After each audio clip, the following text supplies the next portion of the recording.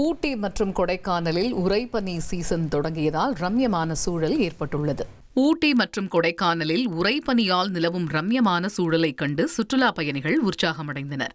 கொடைக்கானலில் கீழ்பூமி ஜிம்கானா பகுதியில் புல்வெளிகளில் உறைபனியும் அதற்கு மேல் பனிமூட்டமும், எதிர்மலையில் தென்பட்ட எழில்மிகு வெயிலும் சுற்றுலா பயணிகளை வியப்பில் ஆழ்த்தியது. குறிப்பாக இப்பகுதியில் உறைபனியானது புல்வெளிகள் மீது முத்து முத்தாக காட்சியளித்ததை சுற்றுலா பயணிகள் செல்போனில் வீடியோ எடுத்து மகிழ்ந்தனர்.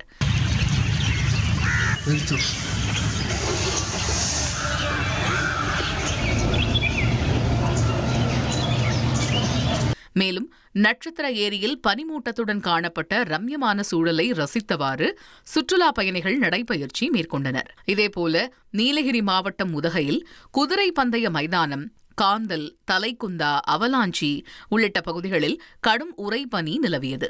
புல் மைதானங்களில் வெள்ளை கம்பளம் போர்த்தியது போல காணப்பட்ட உறைபனி ரம்யமாக காட்சியளித்தது.